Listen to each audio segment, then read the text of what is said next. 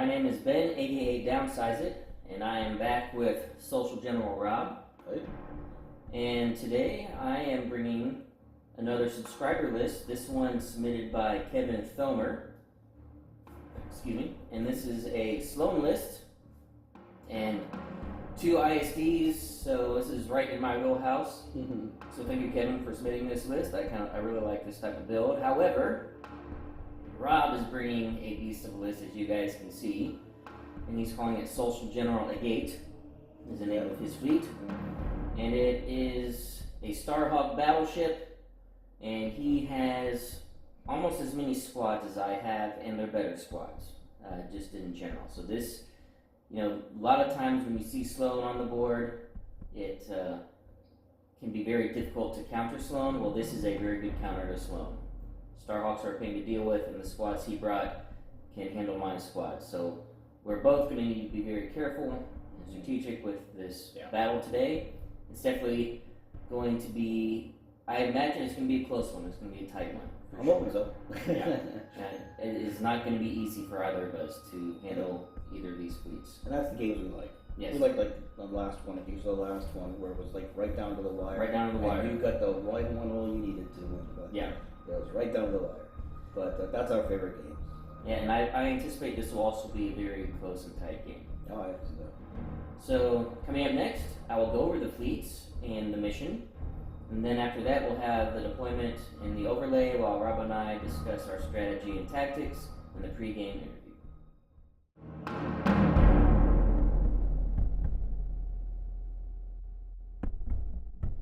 For the Imperials and the list submitted by Kevin Thomer, we have Admiral Sloane on an Imperial 2 Star Destroyer with Commander Vanto, flight controllers, reserve hangar deck, linked turbo laser towers, and the Relentless title, and a second Imperial 2 Star Destroyer with flight controllers, reserve hangar deck, and linked turbo laser towers.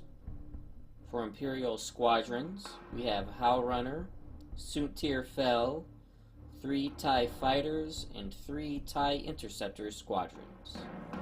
For the Rebels and Rob's Social General Agate list, we have Kyrsta Agate on a Starhawk Battleship Mark I with Whalix Blissix, Wedge Antilles, Caitkin and Sholin, quad laser turrets, high-capacity ion turbines, and turbo-laser reroute circuits. And Rob obviously chose to add an evade to his defense from Kyrsta Agate's ability. We then have a CR-90 Corvette A with Captain Rex, engine techs, and turbo-laser reroute circuits. Bright Hope as a GR-75 medium transport with Tor and Far, boosted comms, and jamming field. And for Rebel squadrons, we have Shara Bay, Tycho Kelchu, Kanan Jarrus, 10 Num, 2 A-Wing squadrons, and an E-Wing squadron. For missions, Kevin's list came in just under 400 points, and Rob was exactly at 400.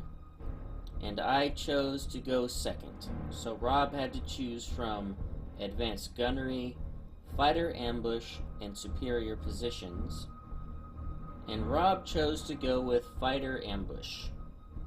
With this setup, as second player, I have to wait till the very end to deploy all of my squadrons, and they can be deployed normally or at distance 1 of any obstacles as long as I'm beyond distance 5 of Rob's edge. Then throughout the battle, if at any time a squadron performs an attack against a ship and forces a damage card to be drawn, the person who did the attacking gains a victory token worth 15 points. Coming up next, Rob and I will be doing our deployment on a sped-up overlay while we discuss our strategy and tactics in the pre-game interview.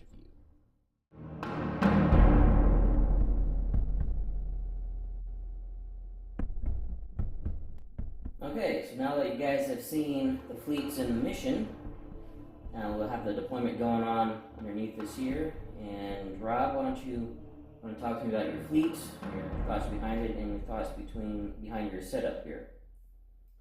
Well, a couple of things. Starhawk I haven't used in about a month, maybe two. So I wanted to use that again. And I've really never put Agate on the Starhawk.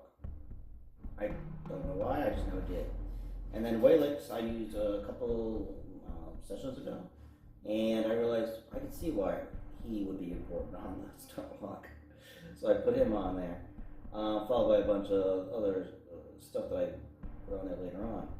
I then put the CR90 out there, and I never used Captain Rex. I like Captain Rex in general. I just like them as a character. And I thought, why am I not using him?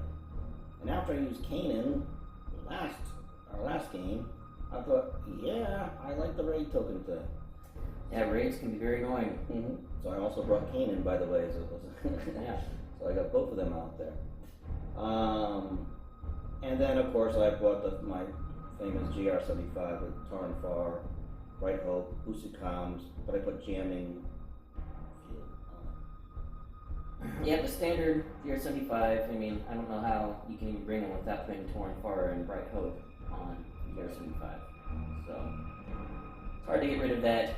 And as I was saying before, this is a pretty good counter to a Sloane list.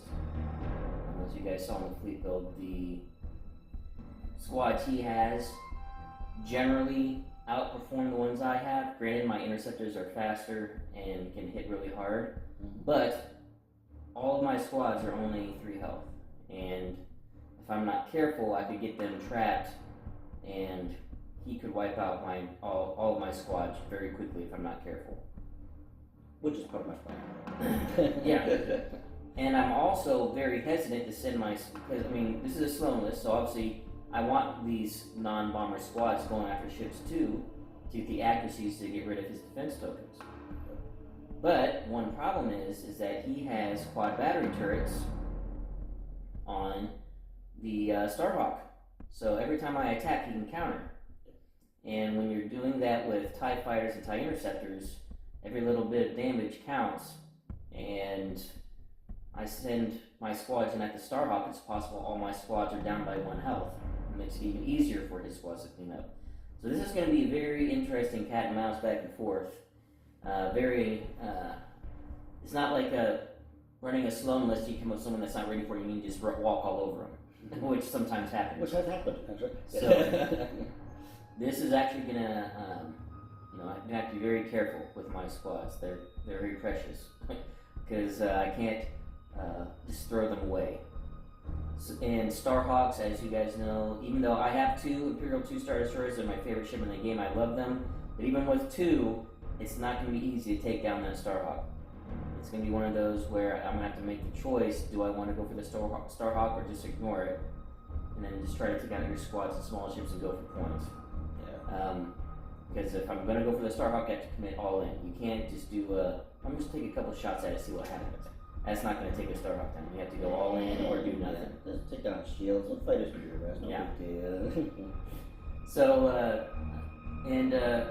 like I said, this list that Kevin submitted is, again, I really like it. It's a very strong list. I like Sloane. I like Imperial 2s. It's a great Sloane setup. It's just I've come up against a list that Rob brought that is a good counter to it. So it's going to be good to see how well I can adapt to this fleet that Rob brought, and then also see if Rob can capitalize, especially on his raid tokens. Because I mean, I only have 2 ships. So if he can drop those squadron raids on me, I'm in trouble. Especially with Captain Rex. That's why Captain Rex with raids is so good. Combining him with Kanan. Is because Captain Rex, if he's close enough to my ships, I can't get rid of raid tokens with a matching token.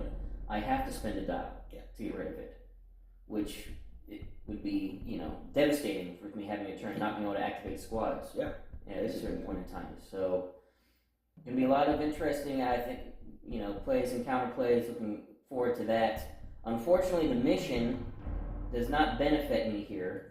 As far as the ability to forward deploy squads, because I don't have the range to reach out and grab my squads, for one, And for 2, I don't want to get them closer to Rob so Rob can hit them first. I need to keep them back. So if I would have really forward deployed my squads, so the mission actually didn't help. The mission is actually almost all missions give the advantage to the second player. Yes. In this instance, this mission is actually equal advantage because we both get the benefit of getting victory tokens if squads do actual damage cards to ships. And me having the option to forward deploy my squad would have been a very bad thing in this situation. So it's interesting how this is like a neutral mission where the second player doesn't have the advantage, which is very rare. Out of the 3, I picked that one because it just... Yeah, that was the best one to pick. Yeah, Advanced Gunnery was no good. I mean, it was good, but yet no good for me at the same time. Although Advanced Gunnery on Starhawk could have been good. But on a first player? True. On a second player, yeah, for you, for me. And I would have loved superior positions, so yeah. Yeah. So this was the best one for the pick, clearly. And then I thought, oh boy, it's a Sloane list. He's going to get extra points just for doing damage. Good boy. But so you I thought, are well, too. So yeah, I am too. Yeah, but at the same time, I was like, this is the lesser of the 3 evils. Yeah. No, it was the right one to pick because the way your list is built. Yep. And because this particular fleet build doesn't have the long range activation potential, I want to keep my squads close. So it was a good pick. And so basically, we have a neutral battlefield here. I do get 1 pass token because I'm second player and I'm outnumbered 3-2. Okay. And one thing I also want to let you guys know, you probably saw on the overlay, and I'll mention it again when I go from turn 1 and get a better view. You might notice that I have a new mat, new battle mat. This was a gift from my brother-in-law, Zach, and he got it from a guy. I'll have to look up his name again. I'll put it in the description or whatever. I think he's just getting started making these custom mats. Oh, really? But yeah, this is a custom one he made. It's Coruscant. It's this really great, it's mouse pad material. It's sticky on the bottom so the mat doesn't move around. These little edgings to keep it from fraying. So it's really high quality mat. I'm actually probably looking to getting another one because I really want a Scarif one as well. Oh, that'd be good. Yeah, so I'm going to try to find this guy that Zach found to do this one to see if he can do a Scarif one for me. So I'll give him a shout out in the description and maybe put an overlay once I can find his information. Anyway, thank you to Zach for getting me this mat. It's awesome. It's just one big long mat. We don't have a middle seam any mat we have to worry about anymore. So and vibrant color. I mean, the colors are vibrant. Yeah, it's really, really well done. So anyway, I wanted to just give that shout out real quick. And Rob and I will now start planning our dials, and we'll be coming up at the start of round 1.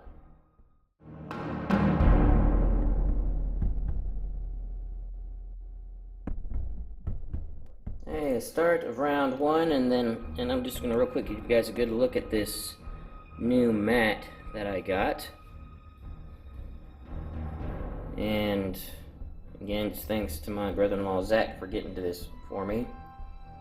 And I'll be sure to again put the information of this guy who made this in the description below, so you guys can check it out to see his custom mats that he makes for I haven't fully checked it out myself, but I'm guessing Armada and probably other games as well.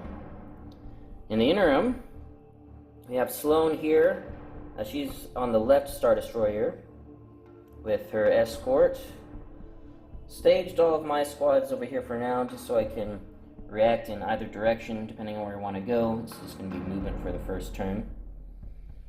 And over here, we have Tycho and Kanan with the CR-90 that has Rex, Bright Hope, Shara and Ten Num, the mighty Starhawk with a couple of generic A-Wings and the E-Wing.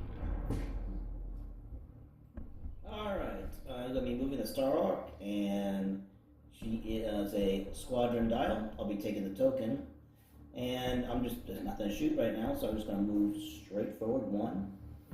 And I forgot to mention this during the turn 1 review, but Rob decided to add an evade with Kyrsta Agate, and I'm sure you guys probably figured that out during the fleet build when you saw that he has turbo laser reroute circuits on a Starhawk, so obviously he would want to pick the evade. Right. I'm going to go with Sloane. It is a navigate command, and I'm going to be using after I execute the navigate, using Commander Vanto to give me an engineering token. And with my navigate, I'm getting an extra click here at the 1. Slide over and align. Okay, Rex on the CR90. It's a squadron token, a squadron dial, sorry. I'll be taking the token now. And he will be flying, just turn it right there. Out of range, or hopefully of some. Okay, the unnamed ISD2. It is a navigate dial, taking the extra click at the 1 here. Doing a similar maneuver, staying in formation with Sloane. Alright, now I'm activating Bright Hope, and it is again a squadron dial. I'll be taking the token on Bright Hope, and I'll just be moving 1. I'm going to go slap right next to the CR90 Rex there. And that'll be it. Okay, so squadron's next, and as usual with round 1, it's just going to be movement. We'll do it off screen. I'll give you a recap at the start of round 2.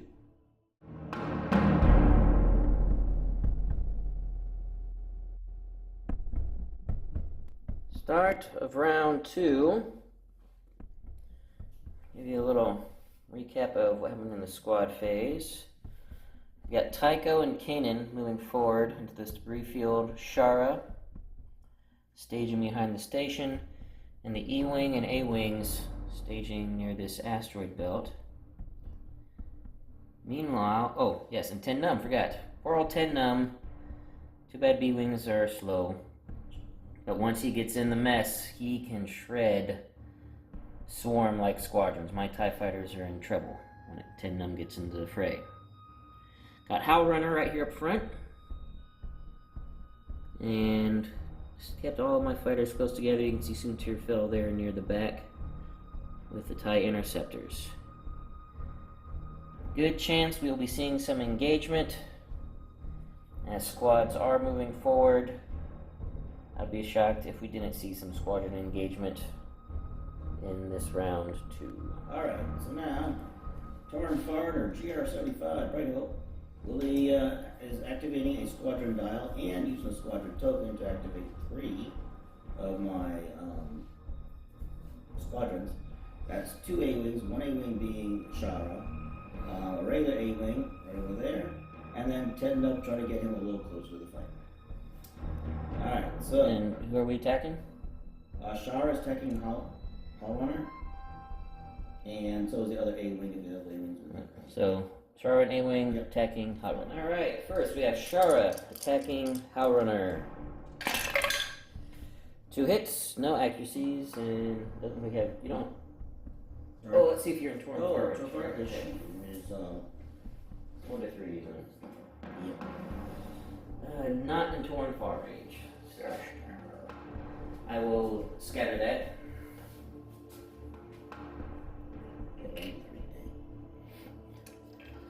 And then the regular A-Wing attacking Howl Runner. An accuracy in 2 hits. In 2 hits? I'll do the brace. Alright, so if I don't want to take it, I have to burn my scatter, which I'm going to do. No more scatter for Howl Runner. No damage, but scatter's gone. And it's going straight.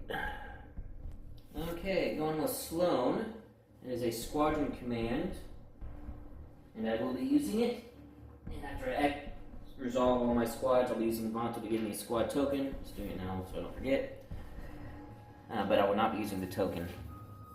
Just getting that as an insurance against raids.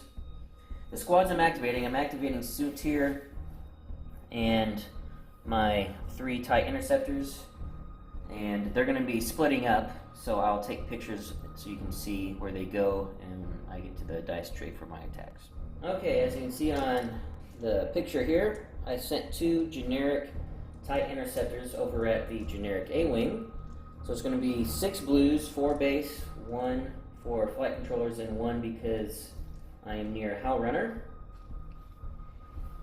Make sure I'm doing this right. So yeah, only one of them will be able to do the Howl Runner bonus. Oh no, actually never mind. I misplaced them. I'm not getting the Howl Runner bonus. I placed them too far away. That's okay. 5 blue is still good. So 5 blue. Not when I roll like that. So only one hit so far. Swarm. So 2 hits. Yep. And I need 2 more with the other one to take out that A-wing. And got it. Actually, that should have hit him first. He would have one-shotted him. But now we have to counter them. Yep. Oh yeah, we need to do the 2 counters. Yep. Forget that A-wings have counters, and so do my TIE interceptors. Lots of counters. So the first interceptor, this is me once on the left side of your screen. Counted for 2. And counted for 1, and not in Tor far range. So yeah, this is deadly me attacking Rob. That's why that's why you bring A-wings though. Yep. It's also why I did not attack Shara. Every time I attack Shara, she can one-shot my squad's coming in with her counter. Alright, now let's go after Kanan. So I am going to be getting 5 dice with my interceptors and Soontir from the flight controllers. We'll start with the generic TIE who will not get swarmed because he's going over there first, doesn't have any friends to help out. So 3 damage and 2 accuracies, so no braces. So just 3 damage right up on Kanan. That was perfect shot. Yeah, that's good. Yeah. Yeah. Because now he only has 1 health left now. Yeah, so Soontir coming in to clean up. And he does. Okay, well, that was not expected. Sorry, Rob. That was kind of a... And then movement. I did check. I was not in range to deflect. Sure, I was close, but not quite. And just doing now a slight turn back in. Alright, we'll be moving Rex in the CR-90. It is a navigate dial. And I will be using that later. But right now, I'm going to be flacking those 2 TIE interceptors right there in front of us that kill off Kanan. Yeah, so I'm just going to do this here instead of going to the dice tray. So closest. 1 damage. Then on Soontir, 1 damage. Oh, I know I'm going to be hit by Tycho. I think I will spend my scatter. So scatter, Wow, okay. exhausted. Yeah, I just don't want to risk you getting an accuracy and potentially one-shotting me. So, I guess it couldn't happen because you only have 3 dice. Anyway, I'm going to scatter. Just take no damage for now. I'm assuming you're speeding up. Do nav. Do this. This is what you want to do. Okay, so getting the extra click at the 1. Landing on my interceptor. And I will place my interceptor, and I'm actually going to place him. So he has a question about engineer text. Do you place him after the engineer text? Or do you place No, I place him as soon as he gets overlapped. And now you want an engine text? Yep, so speed 1 move, just. Yep. You want to do a straight or you want to do a turn? I might do a. Let's see what the turn up. Let's see what the turn looks like for 1. Right there, basically up yield, but I'll get some. Now you'll be obstructed behind that debris field. Okay, and then engine teching.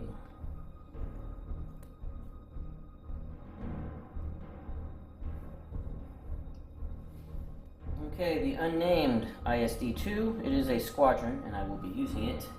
I think this could be a bad choice, but I think I'm going to try and take out Shara.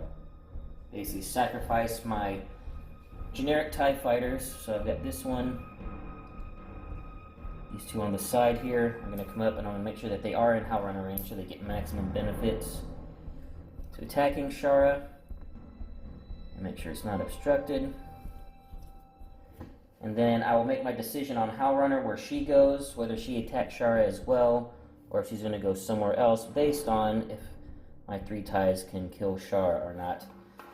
And of course, we'll see if Shara kills them in the process with their counter 3 with crits counting. This could be, well, we'll see how much I paid for this. Okay, we will start with the TIE fighter that didn't move. And it's going to be 3 blue, plus 1 from flight controllers, plus 1 from Howlrunner. Into Shara.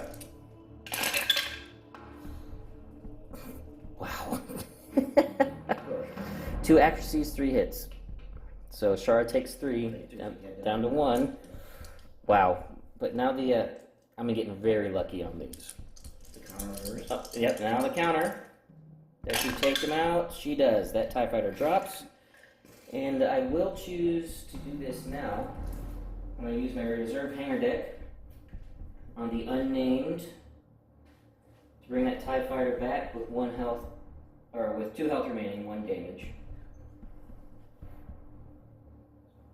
And when I come back, you guys can see where I decided to place them, because I think it's just has to be within distance 1. Yeah, distance 1. And it has to be activated. Alright, then we'll do the first TIE Fighter I move, the one that's right next to Shara. Same thing, 5 dice. I just need 1 hit with an accuracy. Nope, so far 3 hits. Swarm. No accuracy. Scatter, yep. And then counter back.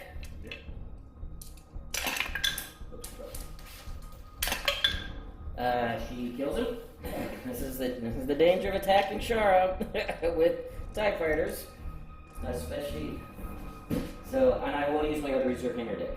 So, those are only once per game, but they are very useful. So that TIE Fighter health 2, but this one was on Sloane's flagship, the Relentless, so it's going to be over by Sloane. And no more reserve hangar decks for the game, but this made it not as bad. Alright, and now I still need to get 1 accuracy. You know what, I'm not going to attack with the TIE Fighter yet. I'm going to attack with Howlrunner first. She does not get her own benefit, so only 4 dice from flight controllers.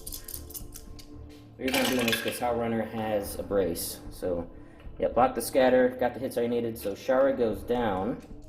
Good. Alright, let's see if we take her down with her though. And then Shara counter back. 2 hits and an accuracy. Oh, accuracy that. So Howlrunner down to 1. Yeah. So Accuracy that, of course. yep, so I couldn't use that. No. Shara goes down.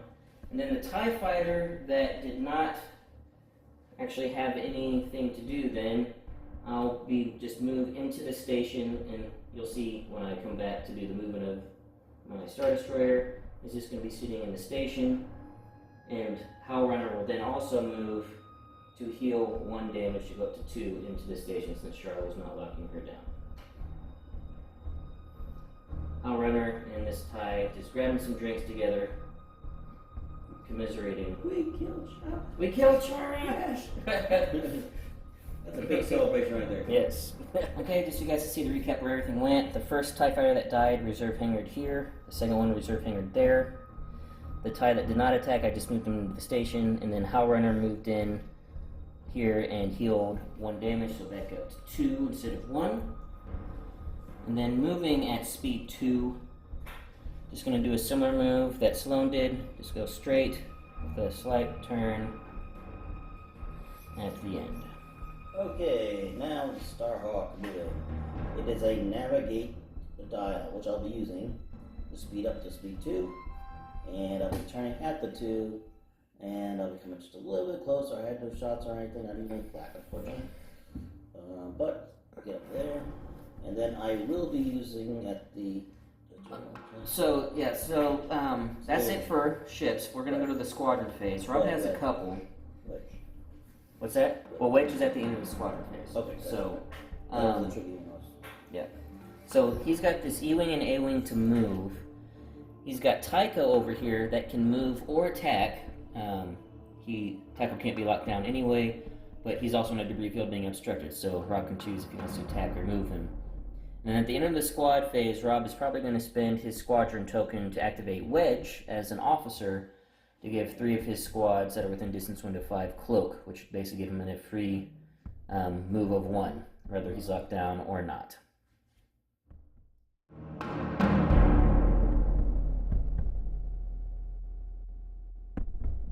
Start of round 3. Rob chose not to do any attacks, so he did move Tycho behind Sloane's Relentless here. His other A-Wing that had not moved up to lock down these two interceptors while staying outside of the side arc of this Star Destroyer. The E-Wing doing the same, staying out of the side arc, and he is within snipe range of that interceptor on the right.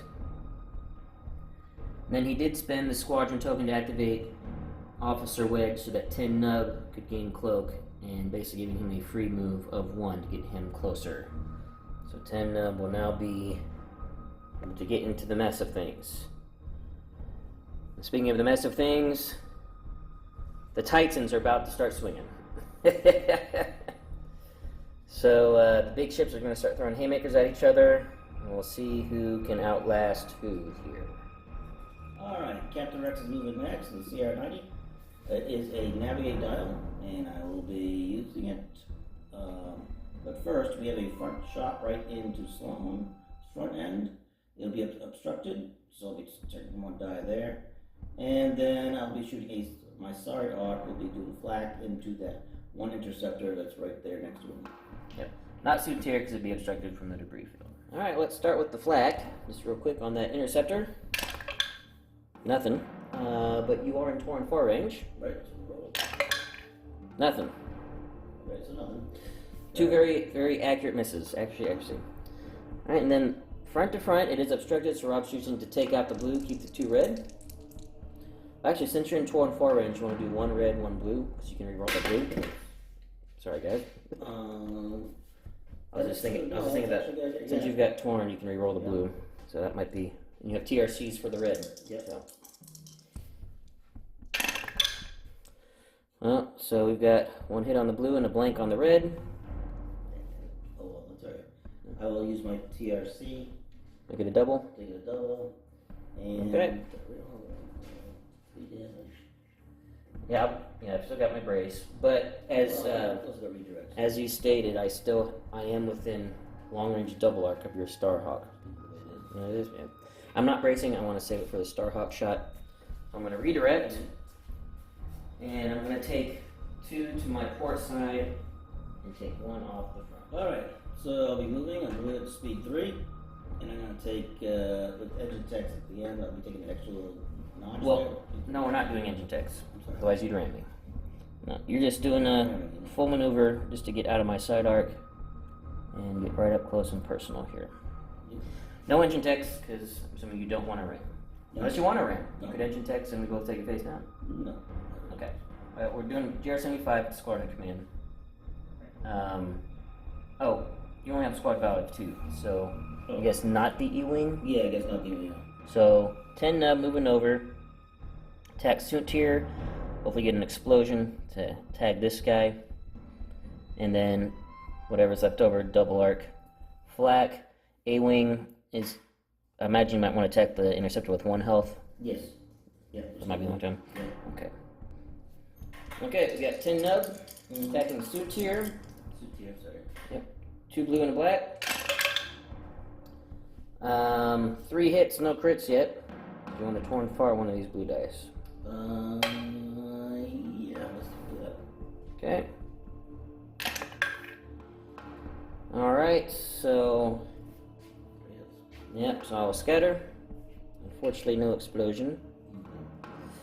And the A-Wing onto the 1 health TIE interceptor. That's the one that's on the right side of the screen. Dead. And then counter back for 2. A-Wing takes 2. And then your flak on the interceptor that's close up by Suit Tier. Right. First one, hit. Second one, dead. So 2 interceptors drop. Alright, so I'll be moving straight 1. And real quick, we did forget to do a jamming field on 10 Nub with his attack. He was in range of that. However, wouldn't have made any difference with the Scatter. with the scatter. Yeah. However, I did forget. Sotir does have counter, but we'll just do that here real quick. It's only going to be counter 1 because it is in the jamming field. It's supposed to counter 2 for 1 hit. So 10 Nub takes 1 damage. Okay, gonna go with Sloane, and I forgot to mention it when Bright Hope went, you guys were wondering why did Rob go twice? That's because I spent my pass token after Rex went, my one pass token for the game. So now we're going to go with Sloane. It is a squadron. I moved Howlrunner and these two TIE fighters are going to be attacking into the front of the CR-90, and I'll be doing a side to front into Rex. I'll then be doing a long range front to front into Bright Hope, and then my fourth activation is going to be Soontir attacking 10 nub. I will remember the jamming field to take 1 dice away. Okay, we will start with Soontir attacking 10. He starts with 4 dice, getting 1 from flight controllers, but then -1 from jamming field, so only 4 dice and no swarm. So he doesn't have any help over here. So that'll be 2 hits. My accuracy doesn't matter, so I'm just going to just brace to 1. Yep, so 1 damage, so 10 goes down to 3. And then all the attacks onto the front of Captain Rex in the CR-90. So we've got first one, and I can reroll that because it's Sloane. Accuracy, I will spend that. Next one. Accuracy, I will spend that. And then last one, wow, accuracy. So no damage, but got rid of all your evades.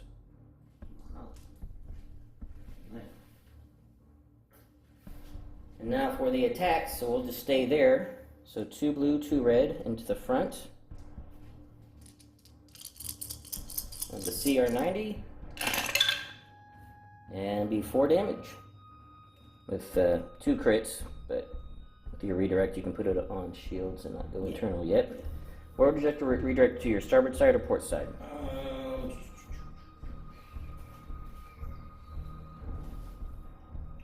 Starboard. Okay, so starboard side and front side, shields are down.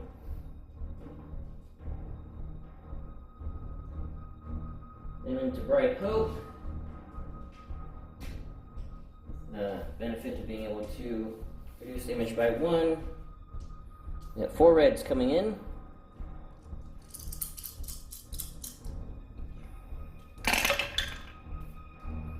Do have an accuracy to stop that scatter. I got hit crit, link turbo laser towers. So hit double crit. Well, you roll. Well, you can cancel. This is long range, so Okay, cancel a crit. cancel crit, and then Bright Hope, and so just 1 damage on the shields. Yeah. Very well done.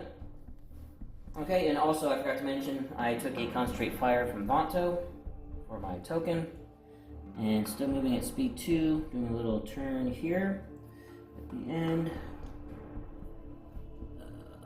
So my shield dial is overlapping at the refield, unfortunately, so I take 2 damage. It's taking on my starboard shields. 1, 2, and then Robbie get to place 10 nub and Soontir because I did run over them.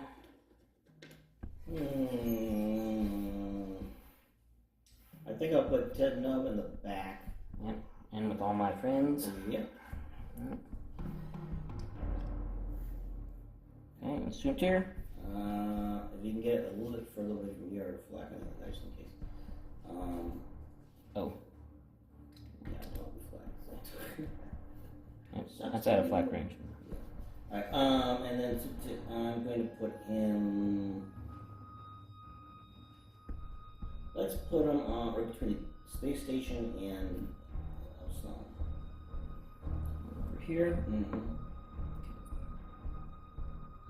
Very good. Alright, so the Starhawk is moving now. It's a concentrated fire dial, which I will be using. Out of my side arc, I'll be shooting Sloane in the front arc. And out of my front arc, I'll be shooting the unnamed or unmarked Star Destroyer. They are not obscured at all, like barely in this. Yeah, the interesting thing about the Starhawk, its yellow dot is so far in on the sides that the angle to my yellow dot on the front was not clipping Bright Hope. And then the front to front here is just barely not missing the station here. So these are actually both clear shots, medium range, into Sloane, long range into the unnamed. Alright, so we're starting the side to front into Sloane. It is 2 red, 2 blue, and then adding a blue from high capacity ions. And just so you guys know, this is the Sloane defense dice, and this is the unnamed Star Destroyer defense dice.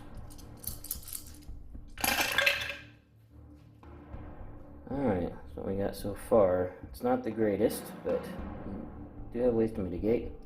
So that's what you have so far. Guess first off to ask, you want to use your concentrate fire on this attack? Yeah, I think I will. Add a red or a blue? I think a blue.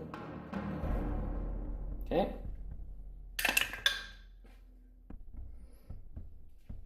Accuracy, good. Accuracy or brace. Okay. Do I have to do the other dice first? No, you can choose to spend that now. Alright, so accuracy or brace. And then I think the Caitlin is going to roll the reds. Alright. So you and Caitlin now? You know that they're only once. Oh, that's right. No, you're right. So I didn't know if you wanted to use them with this attack or the other attack. Like you could TRC this attack Right. to turn one of these, Yeah, I could do that. or you could. And the only reason I'm asking is you're going to get 4 red against my other Star Destroyer. That could be more useful to potentially have to roll more dice with Caitlin and Sloane. And I'm already doing 3 damage at least to you. Yeah, well, 5 with Well, a five, TR if you TRC this one. Yeah. So. And I can't brace it, so I'm taking all of it, just I can only redirect it. Yeah, I'm gonna do that. Yeah, so this is actually a pretty solid hit. So I'm taking 5 damage, there's crits in there, so I'm gonna have to contain because I don't have the shields. So I'm taking 1 face down. So I'm taking all shields off the front, 1 shield off the port side, and 1 face down damage on Sloane. Starhawk punching through after Captain Rex weakened it. And then I get to do the thing on the front. So, yeah, TRCs have not been tapped. So we now have front to front 4 red into the unnamed. That's what you have so far. So I guess it comes down to how much you want to reroll, or if you want to just reroll the 1. Probably the brace. Yeah, yep. But I think I reroll the other 3. So reroll all of them. Yeah. All right, Kate can reroll all of them. Trying to get greedy here. See how many doubles you can get. It actually turned out pretty much the same, just getting a double. So 4 damage. I will be redirecting to my starboard side. So 2 on the starboard, 2 on the front. Okay, moving at speed 2. I'm gonna be clicking at the 1 and clicking at the 2, and I will be try to get my arcs better into both ships. And now we have the fun part of trying to make the models. Yep, model collisions. It's not the cardboard, there's the model. Yep. Almost rammed me. Yeah, almost. But danger close now. Battleship is in play. Okay, now for the unnamed Star Destroyer with this looming battleship right in front of it. This is going to activate. It is a squadron command. The only ones I have left is I've got my TIE Interceptor, TIE Fighter, which was back here, and I moved up. Interceptor's going to be attacking the A-Wing. It only has 2 health left. If I drop the A-Wing, then this TIE Fighter is actually going to throw a shot into the Starhawk, see if I can't get rid of one or spend one of his tokens. Because then I'm going to be doing a front to side. I barely am not clipping his arc line, so I actually have a clear shot into the side. The front would be obstructed because of the station, so I'm going to be doing front to side. Then a long range side to front into Captain Rex's CR-90. Alright, starting with the Interceptor. 4 reds plus 1 for flight controllers. No swarm because the TIE Fighter has not moved up yet. We are not within the jamming field. Just make 2 damage, and I got it, barely. So A-Wing goes down, so that frees up the TIE Fighter to come up and throw a shot at the Starhawk. To reroll with Sloane. That'll just be a hit, so 1 damage. Counter back from the A-Wing and then counter back from the Starhawk. Right, so what's the Starhawk? Where do you want to take it on the Starhawk? We'll do the A-Wing first, then bounce it back. So on the interceptor, destroys the interceptor because it was only 2 health left. So both that was mutually assured destruction. Then on the TIE fighter, takes 1 damage. It's down to 1. Okay. So now the damage you did was 1, right? Yes. These are the Starhawk's defense tokens, by the way, folks. This is mine, just in case he salvos back at me when I do my attack. So where do you want to redirect it? And I'll redirect it to the back. That down to 1. Directive spent. Alright, now we're going to start with my shots on Captain Rex. 2 reds, because long range. 2 damage. And I'll get the... You could burn your redirect and send them to the port side. And take no hull damage yet. Or you'll be taking 2 face downs. Okay, so burning the redirect. Shields, front shields and all side shields are now down. Now for the front to side on the Starhawk. The Star Destroyer commander says, intensify forward fire! All batteries! Kill the fire! Yep. 4 reds, 4 blues. It's not bad. I'm not pleased that I haven't gotten an accuracy yet. So you will be getting your salvo unless my Link Turbo Laser Towers gives me an accuracy on a red. So I do have 1 blank red, so Link Turbo Laser Towers. Nope, and just straight up damage. 8 damage. 8 damage, though. That's good. Alright. Yep. So, we're gonna brace it, of course. Yep. So brace to 4. Yep. And that's off my side, which is... Yep, and you have 4 shields. Oh. So you could just drop shields. Drop shields. Yeah, we'll drop shields. Let's drop shields, so no shields, and I'm assuming you're gonna salvo. Yep. So no shields left on the port side, and then salvoing back, 2 red and a black. Oh, sorry, Rob. That was a pretty bad roll. Oof was bad for you. Yeah. Oh, I was just feeling bad for you. So just 1 damage. No way to modify. I don't think you can do that. Because you've already used Kaken. And I'll just take it on the front. So shields down to 1 on my front. Well, actually, no. There's no more attacks coming in. I'm actually going to use my green redirect to send it to my port side. Because I'm going to be about to get hit again next turn. Okay, and then we both ram. So we both take it face down. And I'm just barely not touching the station, so I'm not able to ram and land. So we both do take full face downs. And coming up next, we have squadron phase left. The only squads left is we have this E-Wing here. Not in range to shoot anything, but Rob will be moving. Same thing with Tycho. He is actually not within distance 1, it's just out of this TIE fighter, so also no attacks and just movement, and I'll show you where they move at the start of round 4.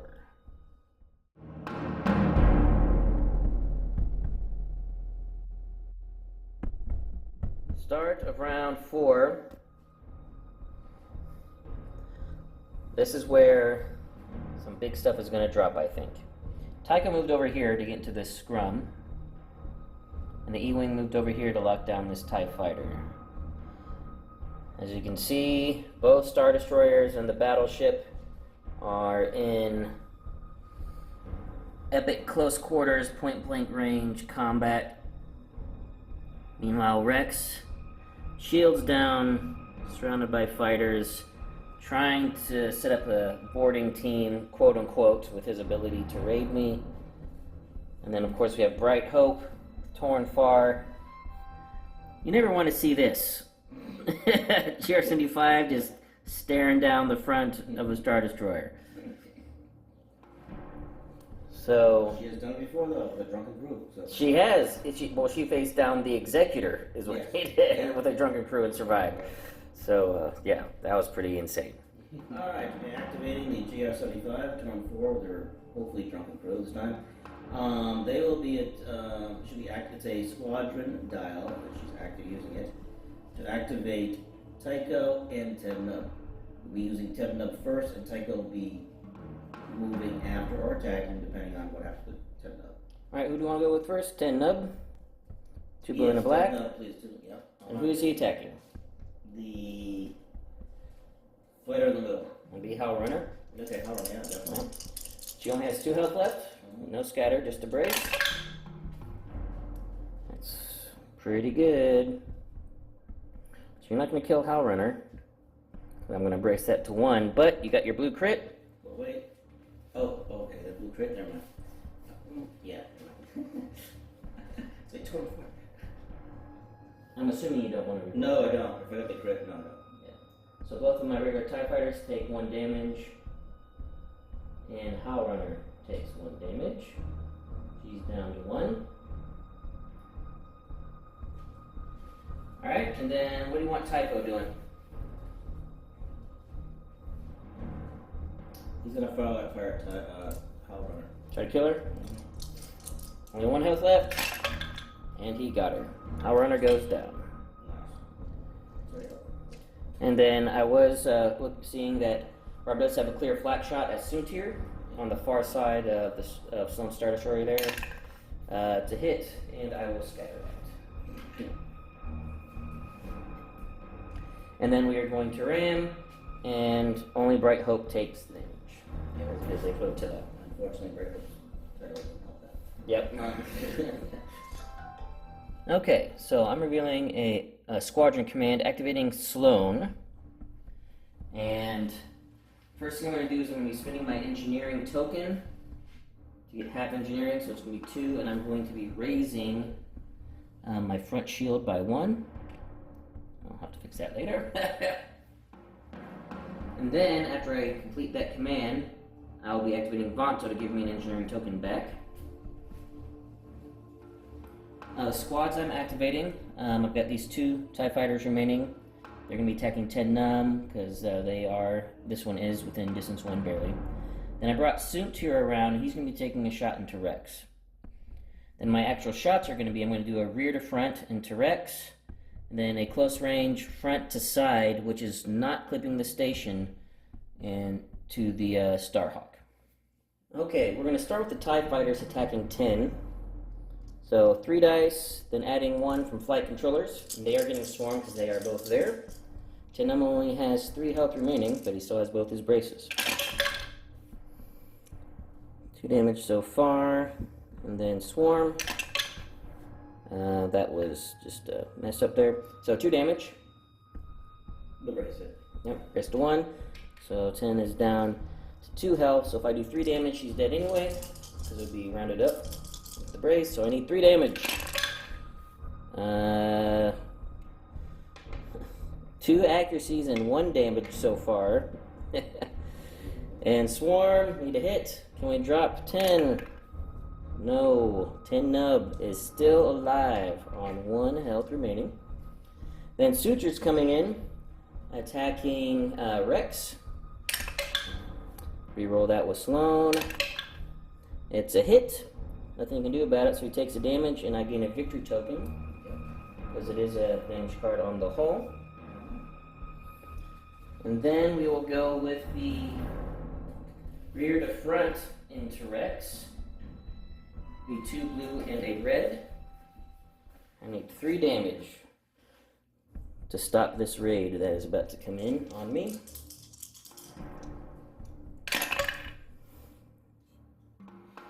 And I did not get it. I have no way to reroll this blue. Oh, I do. I have a Concentrate Fire token that Vaughn will give me later. I'm going to spend that to reroll this. Yay!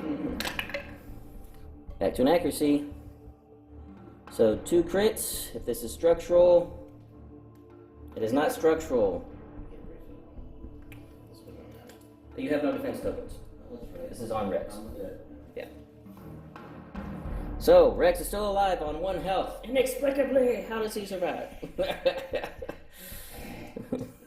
He's that grizzled clone warrior. Yeah, exactly. Alright, now for the front to side into the Starhawk. This side still has full shields.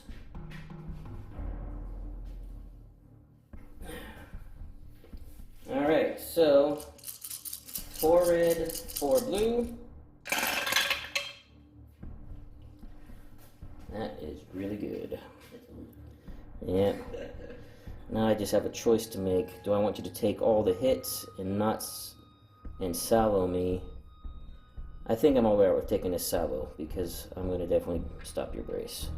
I want you to take all this damage. So that's going to be 1, 2, 3, 4, 5, 6, 7, 8, 9 damage. 9 damage. What's your right to go ahead and 8? You can make me reroll one of them. So double. Okay, so reroll a double. It did. Went up the blade. So 7 damage. That actually was very beneficial. Okay, so that's good. I'm not sure shield wise, let's see. You got all full shields on that side and on the front. So all on the side, and then 3 off the front. Okay, and then I'm assuming salvo. Yep. Salvoing back. So 2 red and a black.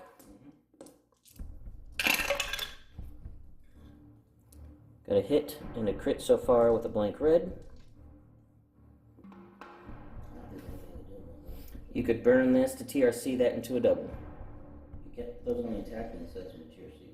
You are attacking. Salvo attack is an attack. Alright, just want to make sure. You cannot add dice to salvo, but you can modify dice with the salvo. Okay, then I will burn it and turn one towards it, or turn the blank into a Okay, so it's 4 damage coming in on me. So I will go ahead and spend my brace. I don't have them here, but I'll spend my brace and a redirect, so brace to 2. And I will take it on the front shield I just healed, and then my starboard side, which has 1. So no shields left on the front and sides for Sloane's Star Destroyer. Okay, Rex will be going next, and it is a navigation dial, which I will be using. And I will be using the squadron token to put a raid token on Sloane, which of course will be for squadrons, which Are you sure about that? is getting low. So I think I will actually change it to engineering. So that way you can have engineering more and hopefully fix herself up. Yeah, that's probably the right choice. Because So engineering raid, which is going to be a problem for me. and then I'll be flacking out the front and side there at the TIE fighters, and then moving the showdowns. So and I'm just going to do that here, real quick. So we got the TIE fighter that's right here on the left, 2 health remaining, nothing, and I don't think we're in torn far range. We are not. So TIE fighter on 1 health, dead, and Sutir takes a damage. I'm not burning my scatter, so I'll take the damage on the 2, because he had an exhausted scatter from the previous flat. Right, hope. So, alright, then movement just goes straight. Then you could actually engine text and do another 1. Yep. So I'll probably Do a little turn here at the end. Yeah. So you don't go completely off the board. I just think it was better so you guys can see. So speeding up to 4 actually, just doing a slight little turn here. And then engine teching. Basically, Rex, it is what is his job, and now he is getting out of dodge. And almost likely taking a rear shot. Well, He could get lucky. I might whiff. So we shall see. Alright. Now for my unnamed Star Destroyer, who there's lots of grinding and screeching at both as both of these massive ships are continuing to ram and smash into each other. It is a squadron command. All I have left is 1 squadron to activate. This TIE fighter will attempt to do some damage on the E-Wing. The E-Wing is full health. I can't kill it because I'm only getting 4 dice. No Howl Runner to help. But could whittle him down. I'll then be doing a rear shot into the side of Rex. See if I can't take him out because they only have 1 health left on that CR-90. And then doing another front to side. The side shields are now down into the Starhawk. All firepower into the hole. Alright, so we'll start with the TIE Fighter. 3 dice plus 1 because of flight controllers into the E-Wing. We can't soften them up a little bit. 4 damage. So E-Wing down to 1. Wow. Down softening up. Yeah. So this TIE Fighter, who just got released from the reserve hangar deck with the damaged TIE Fighter, you know, I can prove myself. I'm a rookie, I know, but. Now for the rear shot, 2 blue and a red onto Rex. No defense tokens left, just need to damage. And got it. So Rex on the CR-90 goes down. And now for the big shot. 4 red, 4 blue into the unprotected side of the Starhawk. 3 shields left on the front, 1 shield left on the rear of the Starhawk. Ah, got a couple accuracies. I like that. I know. So, got 1 blank red, which I'll be linked turbo laser towering to a double. Alright. I think I'm okay with you salvoing back at me. So I'm going to stop your redirect embrace, so you have to take this all on the hull. So 1, 2, 3, 4, 5, 6, 7 damage on the hull. 1, 2, 3, 4, 5, 6, and 7. Make sure I counted that right. I did. And no crit, so you don't have to spend your contain. Did you want to burn your salvo? Yes, I do. Burning the salvo. 2 red and a black into the front. I still have 2 shields left there. That's an excellent shot. Not as good as you could hope for. I'm assuming you don't want to Katekin that shot. No. Yeah. So 4 damage. I will brace and I will redirect. No, I won't redirect. I'll brace it to 2 and just take it on the shield. So shield's down on the front of that Star Destroyer. And then we both ram, so Rob will take another damage, and I will also take another face down Okay, damage. so now Starhawk's going. It's a concentrated fire. I'll be using it, of course, and I'll be going after Sloane with front to front and side to front. Yeah, so the front to front will be obstructed, but the side to front is a clear shot, and it's close range. And with Waylix, he chose to get back his evade, so he can use that next turn for TRCs. Just a reminder, he already uses TRCs on a salvo, but he's just getting that set up for next turn to be able to use it. Okay, we're starting with front to front. These are Sloane's defense dice that matter. I still have 2 redirects, but I have no shields on the side, so my redirects are worthless, so these are the defense tokens that matter. So Rob is getting 4 red, 2 blue, 2 black, and he chose to take away 1 blue. Front to front.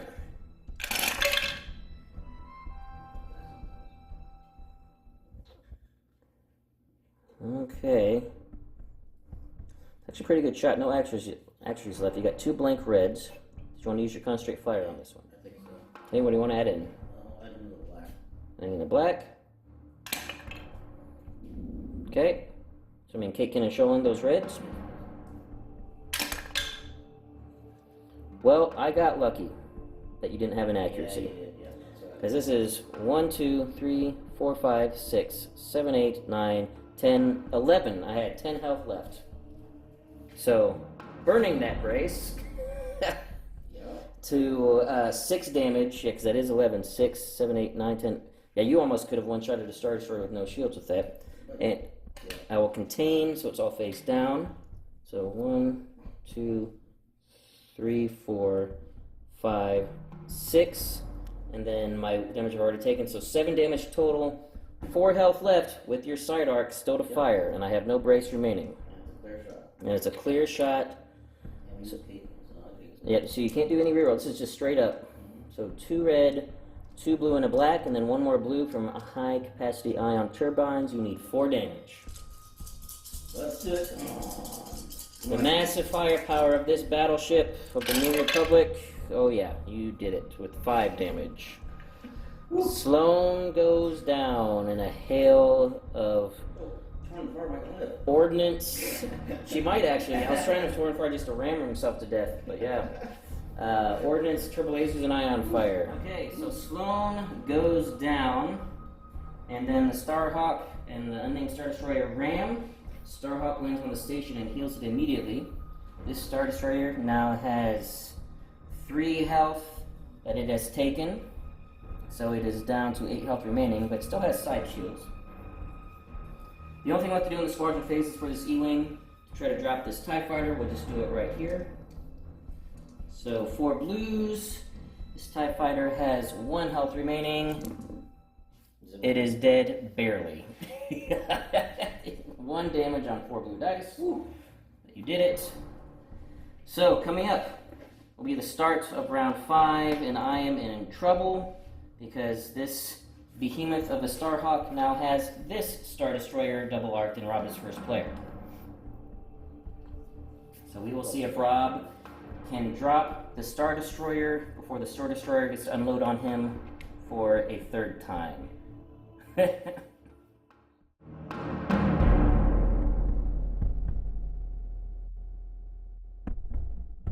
Start of round 5. And this is all that is left. The two giants have been pounding the crap out of each other. And the Starhawk is still standing as Starhawks do.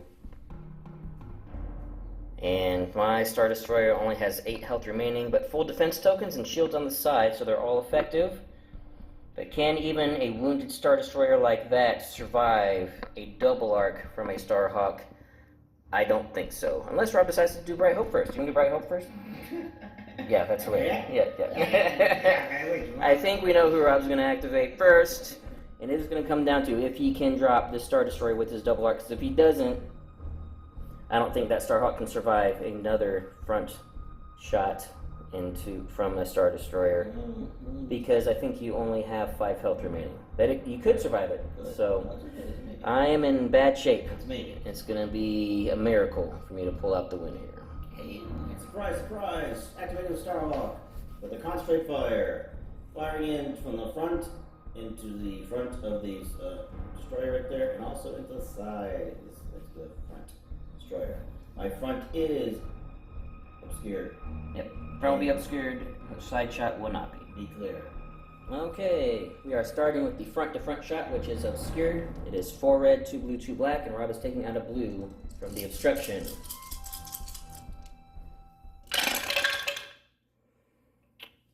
Probably don't want to 2-1 for that one. These are good, especially when it stops braces. Alright, so what you got so far? Do you want to concentrate fire on this one? Yeah, I do. What do you want to add in? Alright, so check something. Your shields are on both sides of fine too, right? Yeah, well, not fine, but my redirects work. I have 1 shield on my starboard side, 2 shields on my port side. No shields. You're doing 6 damage right now. Landing in a blue. It's an accuracy. Nice. Alright, good. What are you locking down? Alright, locking down. Or I guess before you decide that, if you want to, do you want to do any TRCs or taking and trolling these? I don't think I want to kick in. I was in control 1, I guess. TRC. Right. Just keep in mind that, you know, using it on this one, then you won't be able to use it on the next one. Right. Your side shot. No, I know. But I will be doing TRC on the red. The double? And I'll be keep controlling the black. So you are going to just go for broke. Yep. It's a blank, unfortunately. But now you need to decide what you want to lock down. You've got 8 damage coming in with 2 accuracies. I know, this is a problem now. Alright, so I will do brace, obviously, because that's okay. Arsenal. And I will do. I'm getting quite to get a crit. I could do it. You do have a crit. If it's not my contain, stopping my brace, this is going internal. The most I can redirect is 2. So I'm taking 6 damage. Yeah, so I'm going to do stop the 10. Yep. Alright, so redirect. I only have 8 health left, taking 6 damage, first one face up. It is misaligned projector. My hull's on with the most remaining shields, so my aft shields go down. 2, 3, 4, 5, and 6. 2 health remaining, with 1 shield on the starboard side. And you get 2 red, 2 blue, and a black, and then 1 more blue from high capacity ion turbines. You need 3 damage net. Alright. And only a 2-4 reroll. You did 5 damage, so even if I brace and redirect it, I'm still dead. So, that will be it. The Starhawk, commanded by Kyrsta Agate, was able to drop 2 of the Empire's finest warships and is still standing.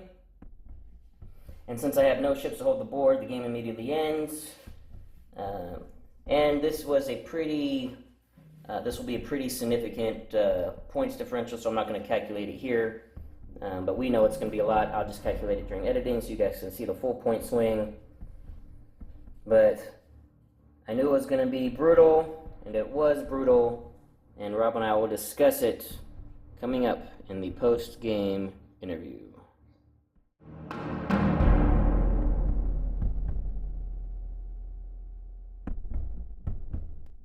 Whew. Okay, that was brutal. It was. And several things demonstrated there that we were able to see. The primary one is a Starhawk. I just counted up in my head there. Took 4 front shots from Imperial 2 Star Destroyers and That it did, you right? survived. And I think maybe 2 side shots. No side shots. I didn't have any side shots. I never had you double arcs efficiently. Well, I did have 1 double arc. Sloane did a double arc twice, but I decided to shoot at Rex instead. That might have been a mistake, and I'm wondering now if I should have taken my restricted side shots. That might have been the difference. Who knows? But try to keep Rex off. yeah. So, but that's just absolutely incredible because all 4 of my attacks I did on your Starhawk, they weren't incredible when they weren't bad. They were on the higher average side. Yeah, so they took a lot of damage. Yeah. And the really big one though, when I did, I think 9 damage to you, I needed, I don't know, I stopped your brace. Maybe I should have stopped. I don't know. Even stopping your big one have stopped it because, yeah, I don't know. It's just, Starhawks are incredible ships, so hard to get through. And I mean, it was poor piloting on my part. I basically set it up, and good pilot on your part, where you were able to double arc both my Star Destroyers. I tried. So that was just a mistake on my part. Lots of learning. And you know, I don't know if you did it intentionally, but unintentionally, you used Bright Hope and Torn Far to stop Sloane. Honestly, that was unintentional. So that was unintentional. I hit Bright Hope and stayed put in the double arc. Yep. On the Starhawk. So thinking back, maybe I should have destroyed Bright Hope out, then I'm not shooting at the Starhawk. Right. I would have gone around to your side then. Mm-hmm. Maybe that would have been better. I don't know. Yeah, that's the thing. You can't really. It's like would have been. But I'm just in the moment. I'm thinking, why am I going to waste this massive front shot on a little TR-75 when I want to hit the Starhawk? But you're going to scatter it anyways, right? I mean, if I don't get an accuracy, yeah. Yeah. So it was just tough. I think I should have. Yeah. Anyway, I almost want to play this match again because I think playing it again it could go the other way. Yep, I think so too. But it's a brutal list, and the list that Kevin Thomer, thank you for bringing this. This is also an excellent list. Yes, it was. It maybe just some decisions here and there I could have made differently. But again, if we play this game again, it could go the other way. It would still be close. I still think you drop a Star Destroyer, and then I might get your Starhawk with one of my Star Destroyers limping away. And Respect would still go down. Yeah. But just 2 lists that are just brutal, and that Starhawk can just tank so much. And yeah, it was just I don't know. I was very surprised that it held up to 4 salvos from the front arcs. You're not the only one. Nothing else other than an SSD can survive that. Anything, even another Star Destroyer goes down. 4 front arcs from up. Yeah. So that was pretty amazing though, just to see that happen, it being able to tank all that. And putting an evade on a Starhawk is just funny. It's like when you do Nita on a Star Destroyer, putting an evade on a Star Destroyer, and you used it effectively. To not just for TRCs, but you negated 2 damage with the evade. Yep, which actually saved me. And you get to get it back with Whalix. Yep. So it's just an incredible ship. And yeah, what are your thoughts on the match? I enjoyed it. I really did, and I was a little sad to see Kanan go right away. Then he played that right. He said, "No, that's Kanan. He's not getting nowhere near Sloane at all. Kill him." And he did it. And I was like, "Oh man." Getting Rex up there, I don't think I piloted correctly. Rex, I really don't. If you wanted to do Rex's stuff, I would have started Rex faster and just get him maybe bring him around the side. Because since you started so slow, it took you a while to give him back. I want to know where you're going too at the same time. So the nice thing though about a CR90, like even if you started at speed 3 and you just play nav, you play one squadron command to get the token. Right. Then play navs, you can then adjust based on where I'm at. Yeah. And even swing around the back. I don't know, but it's one of those things where he did distract me, to where I was sending squads after him instead of sending squads after the Starhawk. Again, I think it's a mistake I made because I was deterred by the quad laser turrets and put the counters back. And maybe I should have been. Maybe I should have just committed my squads to the Starhawk. Say, fine, I'll get, but by using Sloane's ability to get rid of your defense tokens. And if I lose my squads, so what? Well, that's also why I left the 2 A-wings there and the E-wing there too, just in case. Because you could easily just jump in and lock them down. Yeah. And if I don't do that, then that means you have squads left open that you can just come in. You have 10 enough for crying out loud, a bomber. You can bomb me. It's a tough match all the way around. It's a really good list, and it was. Yeah. I think my biggest mistake was Rex's ship moving. The way I moved it. I think that was my biggest mistake. Everything else was great. You sent the Starhawk just right up the middle, like you need to. Yep. And again, I know you did it unintentionally, but putting Torn Far and Bright Hope just right in the way of Sloane, and just kept me in the double arc of the Starhawk. Yeah. Reminds me of the drunken pilots earlier. Yeah. They were just. And I just got the lucky ones this time. Yeah. So I'm just thinking back of all the different, if I shoot Bright Hope, if I don't get the accuracy, right, I still stay in the double arc and I'm not shooting the Starhawk.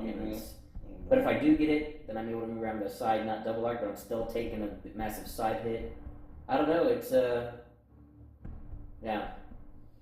facing off against the Starhawk is always tough, but it's also fun because it's a challenge. Mm-hmm. So. Once again, Kevin, thank you for submitting the list. I love ISD2s, I love Sloane, so I really enjoyed flying this one. And I think this is the first time that I've run Sloane where it was, obviously I lost, but it was also a very challenging game. Yes. I think every other time I've run Sloane, it was pretty much, not saying against people I've run it, but it's pretty much been a walkover. Unless someone can prep for it, Sloane is a very hard commander to play against if you're not ready for it. No. And Rob brought just an excellent list to do to basically not neutralize Sloane, but make it to where it's going to be a tough battle, not just a cakewalk. Well, as you always say, make it hard decisions. Yes, make hard decisions for the opponent, and you did. Having the Raiders going around one way, Starhawk going the other, and then the A-wings and all the other counters and everything else around it, you were like, where do I go? I had a lot of bad decisions to make, and it was just a tough all around. In the first one I made, I was telling Rob off camera, I think I should have chosen to be first player. I think, now that I played the match, if I ever played again, exact same setup, I would still get the choice because I'm under points. I would choose to be first player because I don't want to let the Starhawk. Because you last first and you last turn, you double arc me, killed me, and then there's nothing I can do about it. First turn you get to do it right again. So that's true. Because the missions on this build, especially seeing Rob's fleet, would not favor me that much. I don't think he'd like my missions though either. But I think I would like to have the option of going first. Right. But that also puts in the problems of what was your missions? Advanced gunnery, asteroid tactics, and dangerous territory. Yeah, it was. I probably would pick asteroid tactics because that's helpful with squads, and it's least bad.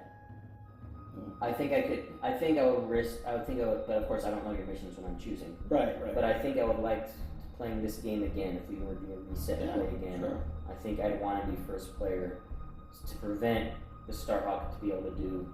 Even though I might, again, it's one of those where I think I might even try to split the Star Destroyers and come in from both sides as opposed to coming up front. Yeah.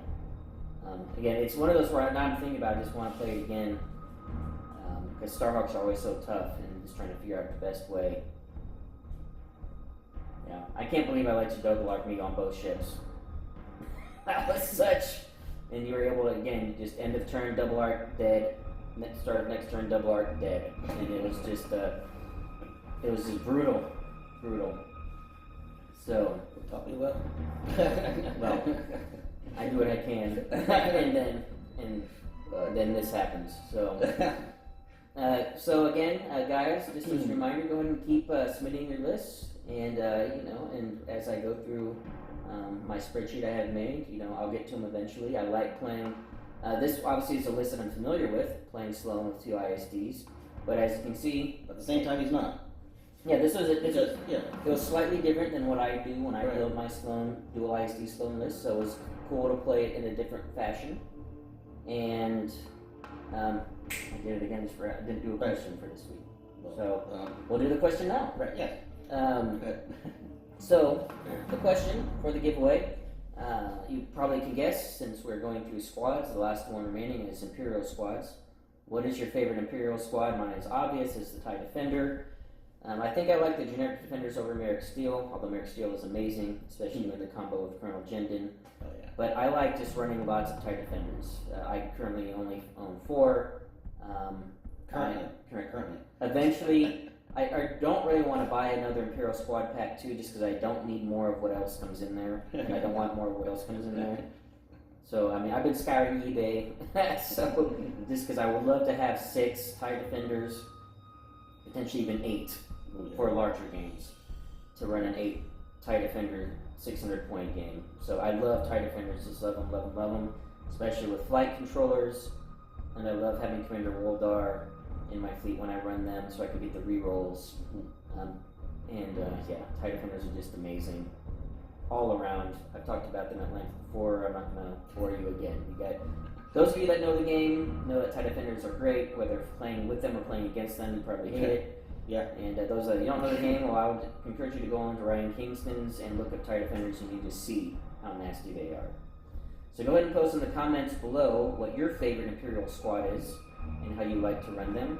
That'll enter you into the giveaway for $50 to Admiral Taylor Ship Shop, or give you an additional entry if you've already answered other questions for this month of April. Rob, you got anything else? No, I really don't have anything else.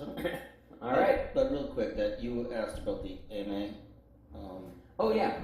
So I am willing, because you were going to ask me about Oh, yeah, I forgot to ask Rob if people were willing. Yeah. That kind of didn't make No, but I am. He knows me as well. So if you guys haven't seen that announcement video, I am doing an Ask Me Anything for this week. It came out on Friday. And it's coming up Friday, which when this drops, it might actually be tomorrow when you watch this. It's probably just going to drop on Thursday. So you'll have one more day if you want to go back to that video and submit a question for me to respond to. We'll be doing that. And submitting a question on that video also enters you into the giveaway for that video. And then we'll do another AMA probably in a couple weeks, maybe for the month of May. I might do one a month. That's cool. And it'll be a combo with Rob and I. Sure. So you can ask Rob, Social General Rob, or myself questions. But that'll be just in the future, just so you guys have that as a preview. So once again, thank you for watching. Again, thank you, Kevin Thomer, for submitting the list. And for all of you that have submitted a list so far, just keep bringing them in. I like trying new things. I like being able to feature you guys on the channel tangentially by featuring your lists. So thank you for watching. Thank you for supporting the channel, subscribing, commenting, all that good stuff. So until next time, take it easy.